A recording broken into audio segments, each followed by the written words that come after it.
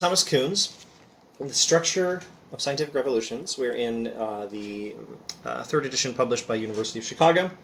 And we now come to Chapter 9 on the nature and necessity of scientific revolution. I hope the camera can pick this text up clearly. Now, I keep calling this a book and calling the sections chapters. But Kuhn will prefer to call the sections, or call the chapters sections, and he'll actually call the book an essay, so try not to get confused by that. These remarks, he says, permit us at last to consider the problems that provide this essay with its title. The foregoing remarks in the previous 8 chapters have allowed us to consider the problems that provide this essay, i.e. this book, with its title, Structure of Scientific Revolutions. What are scientific revolutions, and what is their function in scientific development?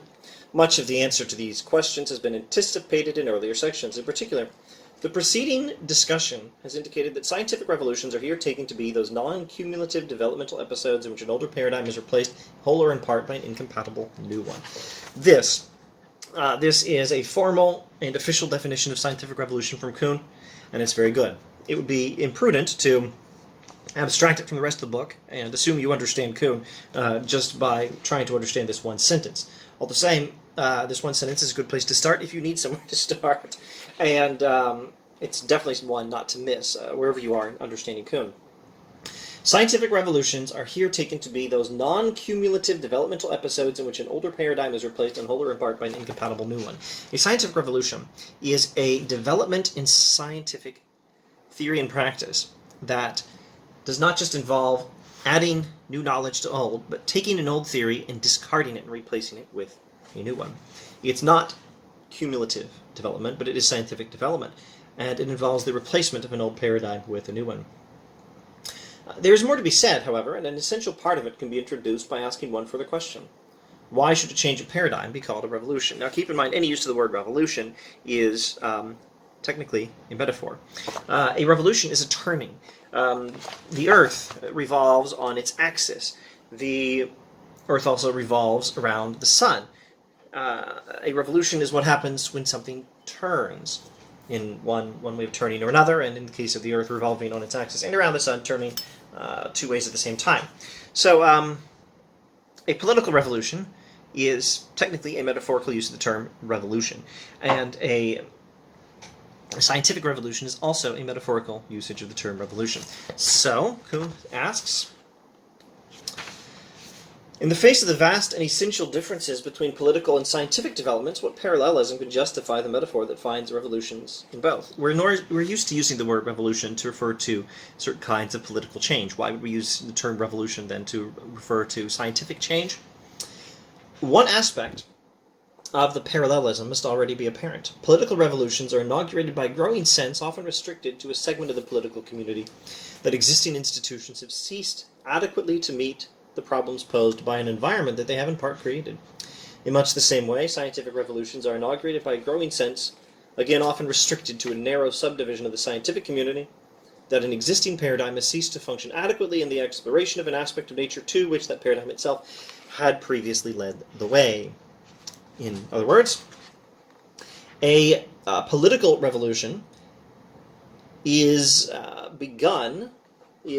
instigated by a growing sense of unease or discomfort with one or more political institutions. They no longer meet the needs of the political environment, which is an environment those institutions have themselves shaped, and a certain number of people realize they need to be changed. And that change involves getting rid of the old institutions, and not just adding a new one, not just reforming the old or adding a new one, but getting rid of some old institution and replacing it with a new one. Now, scientific revolution is inaugurated by a growing sense of the scientific community, not all of it normally, but maybe just some narrow subdivision, but a growing sense, nevertheless, among some portion of the scientific community that an existing scientific paradigm no longer works.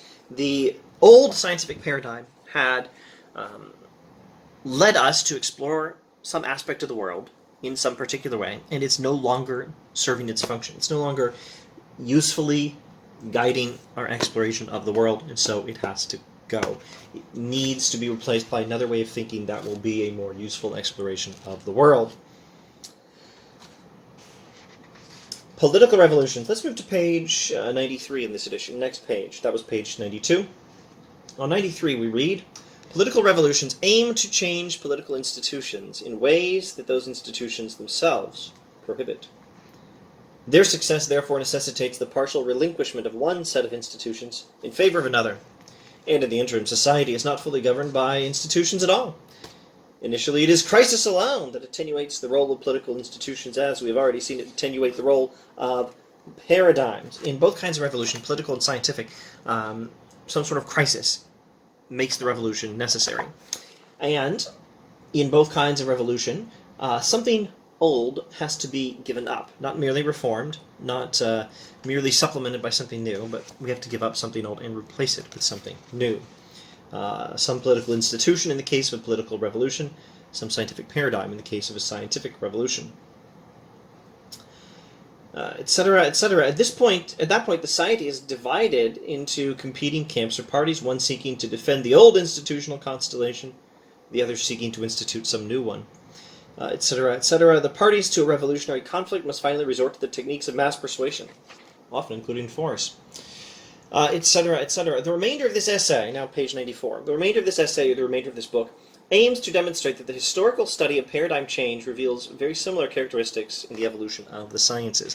So the last several sentences I've looked at, roughly from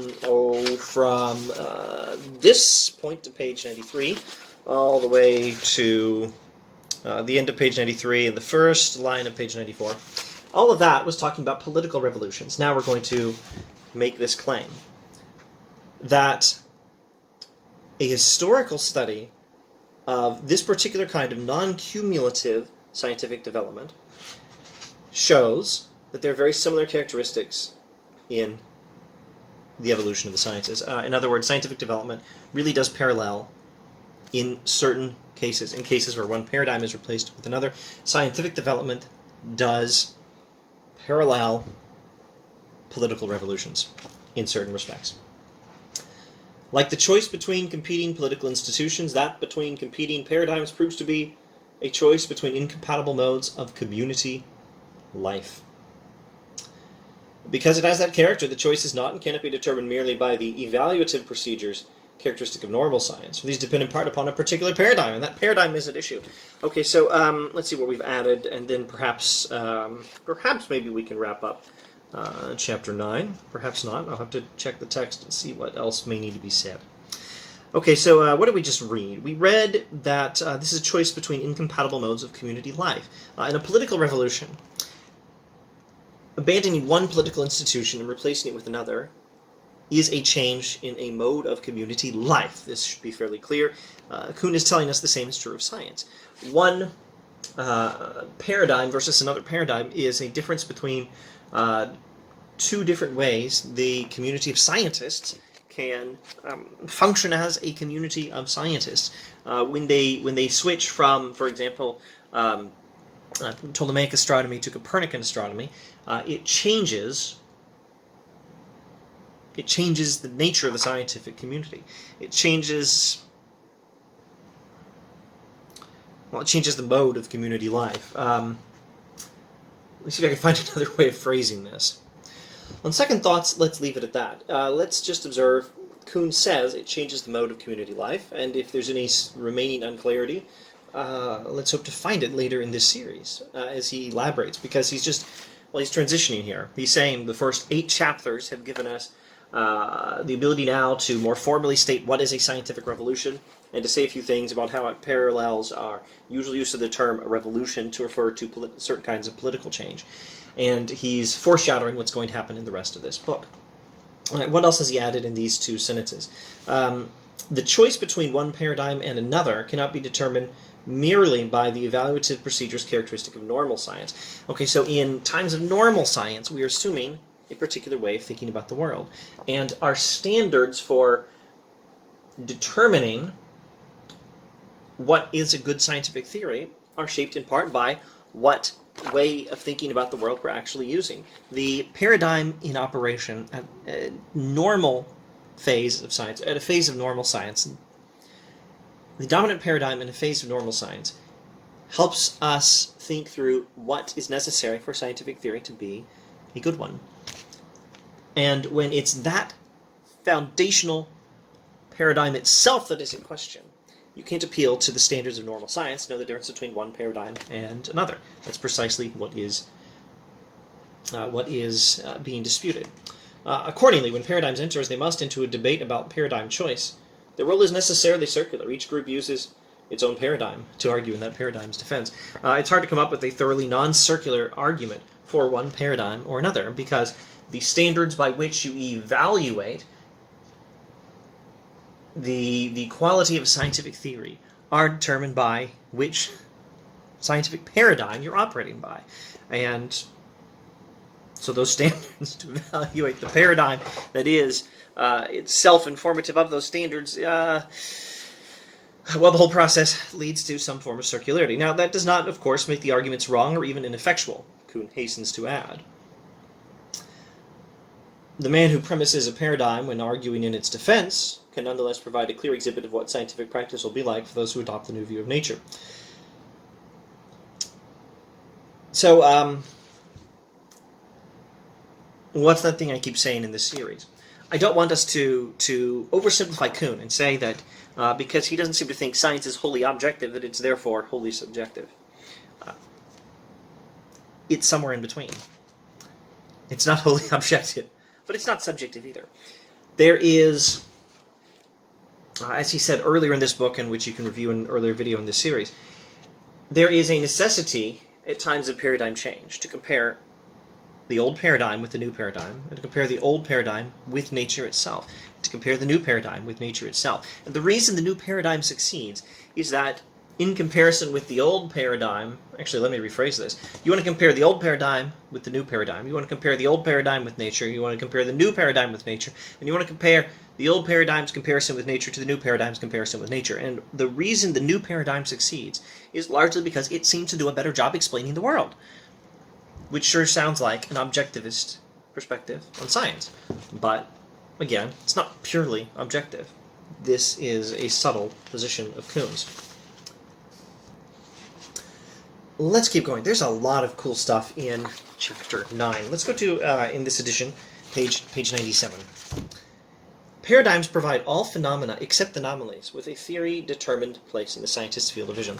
The way a scientist perceives the world, as informed by a particular guiding scientific theory, requires that except for certain anomalies which that particular paradigm cannot explain, everything else will be determined by the paradigm. How the scientist actually sees the world, how he interprets the data, is going to be filtered through the paradigm. It's going to be shaped by the paradigm, or the paradigm itself filters the scientist's perception of the data. But if new theories are called forth to resolve anomalies in the relation of an existing theory to nature, then the successful new theory must somewhere permit predictions that are different from those derived from its predecessor. That difference could not occur if the two were logically compatible. Now, does that sound like a subjectivist view of science to you? If a new theory, well, let's rewind just a bit. The old paradigm determines how a scientist perceives the data, and it determines how he perceives all the data except for the anomalies that the old paradigm can't explain. Now, the new paradigm is called out to explain just those anomalies, and the new paradigm is not fully compatible with the old, and is going to make some predictions that are different from the predictions of the old paradigm. The difference could not occur if the two were logically incompatible. In the process of being assimilated, the second must displace the first, with, of course, some attention to the predictions. And the new paradigm is not going to work, or it's not going to last very long anyway, if its predictions don't pan out pretty well. Now, does this sound to you like a subjectivist view of science? No, it's not. But it's not fully objective either. Once again, it's somewhere in between. Now, as I'm recording the series, I am myself thinking through, for the first time in years, exactly what is the nature of this view. If a purely objectivist view of science, which I think is the perspective of Karl Popper and the logical positivists, were over here on the far left, or maybe it's far right. Again, the camera's confused me. I think you're seeing this on your right. I'm seeing this on my left. And if the subjectivist, purely subjectivist view were over here, which again I think is the view of not Kuhn, but someone named Feyerabend. Pardon me if I'm pronouncing the name incorrectly. I believe the spelling is Feyerabend. If this is an objectivist view far left, and this is a subjectivist view, far right from my perspective, probably far right and left from your perspective, respectively. Kuhn somewhere in between. And as I'm recording this series, I'm trying to think through, for myself, for the first time in years, whether Kuhn should be understood to be squarely in the middle, or maybe a little closer to the subjective side, or maybe a little closer to the objective side. Right now, I think he's over here. I think he's closer to the objectivist perspective on science. That's my working view. But we have to reconsider this as we go through the text. Page 98. A century ago, it would, I think, have been possible to let the case for the necessity of revolutions rest at this point. But today, unfortunately, that cannot be done because the view of the subject developed above cannot be maintained if the most prevalent contemporary interpretation of the nature and function of scientific theory is accepted. In other words, Kuhn is at this time attacking a currently dominant view of how science works. He's a philosopher of science, and he's attacking the currently dominant philosophy of science. He is writing this originally, first year in the copyright page, 1962. I have no idea if this is clear on the camera. It doesn't look clear as I'm looking at the video on my own phone. 1962 is the first copyright date. In that era, the most prevalent contemporary interpretation of the nature and function of scientific theory, the most prevalent philosophy of science, is what he's disagreeing with here. That interpretation closely associated with early logical positivism and not categorically rejected by its successors. Logical positivism is that tradition in the history of modern philosophy or contemporary philosophy that was dominant for a few decades, early 1900s, but by 1962 was already well on its way out. But its philosophy of science had not been categorically rejected by its successors. That interpretation would restrict the range and meaning of an accepted theory so that it could not possibly conflict with any later theory that made predictions about some of the same natural phenomena. The best known and the strongest case for this restricted conception of a scientific theory emerges in discussions of the relation between contemporary Einsteinian dynamics and the older dynamical equations that descend from Newton's Principia. From the viewpoint of this essay, these two theories are fundamentally incompatible in the sense illustrated by the relation of Copernican to Ptolemaic astronomy. Einstein and Newton are incompatible. Ptolemy and Copernicus are incompatible. Einstein's theory can be accepted only with the recognition that Newton's was wrong. Today this remains a minority view. We must therefore examine the most prevalent objections to it, etc., etc. Okay, so let's rewind. The earlier interpretation, when Kuhn wrote this book in the first place, the dominant philosophy of science informed by logical positivism would restrict the range and meaning of an accepted theory so that it could not possibly conflict with any later theory that made predictions about some of the same natural phenomena. In other words, the philosophy of science dominant when Kuhn wrote this book, informed by logical positivism, tells us that two scientific theories that make predictions about the same phenomena can't possibly conflict. Which is to say, again, if I'm reading Kuhn correctly, the older philosophy of science that he's correcting, that informed by logical positivism, has it that scientific progress has to be cumulative. You never reject an old theory when you make a new one. You take Newton and you take Newtonian predictions about certain phenomena, and then you add some Einstein to your perspective because you're dealing with some new phenomena and Einstein explains things, but you're not essentially rejecting Newton. If Newton was good science, Newton was good science. We're rejecting nothing in particular. We're just adding to our old understanding. Kuhn says that's not right. Even when it comes to the phenomena Newton predicted seemingly quite successfully, the Einsteinian paradigm is incompatible on the same phenomena. The difference between Copernicus and Ptolemy, or Einstein and Newton, is quite significant. They are not compatible, even in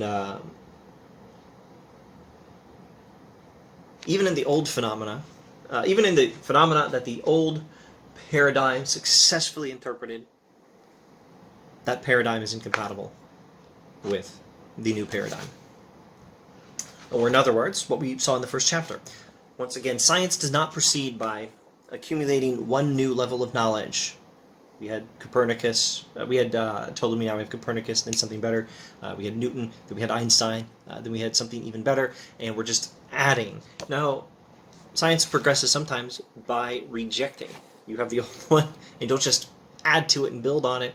You have the old theory, and you just get rid of it and set up a new theory in its place.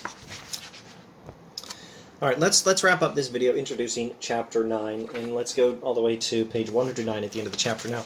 I once again emphasize that it is very normal in a chapter of Kuhn's Structure of Scientific Revolutions to find that the opening paragraphs of a chapter give the main ideas, and the closing paragraphs of the chapter give the main ideas, and in between you have a lot of illustration. And if all you want is a partial working understanding of the main ideas, it's not such a bad idea to skip some of the middle paragraphs. However, I don't recommend it. I think the main ideas are understood much better with all the concrete examples from the history of science that he does in the middle. Now, I'm skipping over a lot of those. You can read it on your own time. I can't just read the whole book. All right, page 109. To the extent, as significant as it is incomplete, the two scientific schools disagree about what is a problem and what is a solution. They will inevitably talk through each other in debating the relative merits of their respective paradigms. In a debate between an old paradigm and a new paradigm, scientists tend to talk past each other because they don't even agree on what are the major problems a theory needs to solve, and they don't really agree on what counts as a solution, because which scientific paradigm you hold to determines what you think is a major problem that needs to be solved and what counts as a good solution. Indeed, partially circular arguments that regularly result, each paradigm will be shown to satisfy more or less the criteria that it dictates for itself, and to fall short of a few of those dictated by its opponent. There are other reasons, too, for the incompleteness of logical contact that consistently characterizes paradigm debates. Incompleteness of logical contact. Not absence, but definitely not completeness either. Once again, the scientific revolution by which we progress from one scientific theory to another by means of rejecting the old and replacing it with the new, etc., etc., this is not wholly an act of objective reason. It's not subjective either. There are other reasons, too, for the incompleteness of logical contact, etc. For example, since no paradigm ever solves all the problems it defines, and since no two paradigms leave all the same problems unsolved, paradigm debates always involve the question, which problems is it more significant to have solved? Like the issue of competing standards, that question of values can be answered only in terms of criteria that lie outside of normal science altogether. And it is that recourse to external criteria that most obviously makes paradigm debates revolutionary. At moments of crisis, science does not stand alone. Science looks at other things to mediate a dispute between two different paradigms. I could almost just say scientists do that. Science doesn't, but I think it would actually be better to say science does it. I think this is a central Kuhnian theme. There is no such thing as science by itself. There's just what scientists do. And what do scientists do? In times of a dispute between one paradigm and another, where the paradigms both do a pretty good job solving the problems they recognize, but none does a perfect job explaining everything. There's some anomalies left unresolved by the paradigm, by each paradigm, and indeed you'd expect that, because a paradigm is supposed to leave some things unresolved so that scientists have something to research during times of normal science. In that situation, what do scientists do? And what does science do but what scientists do? What does science do other than what scientists do? And what does a scientist do other than try to mediate the dispute and make a decision between one paradigm or another? But how can you do that when what counts as a good scientific theory in detail enough, in a manner sufficiently detailed to be practical, when the difference between a good scientific theory and a bad scientific theory is determined by criteria informed by the paradigm? How can you, on purely scientific grounds, make a decision? Recourse to external criteria makes paradigm debates revolutionary. All right, he's going to do something a bit different in the next chapter, which I presume we'll get to maybe 2 videos from now, because I'm going to do a short video on something else in this chapter that's very interesting. I have so far argued only that paradigms are constitutive of science. Now I wish to display a sense in which they are constitutive of nature as well. So he'll talk about revolutions as changes of worldview in the next chapter, and we'll get to that in a future video. If you've watched all the way to the end, thanks for watching. I hope it was worth it. I always recommend spending a lot more time with the books than you do with a video like this where some nerd talks about the books. But I hope this helps some of you think through the books if you don't have time to read them, or helps as an intro to or commentary on the books if you do have time to read them.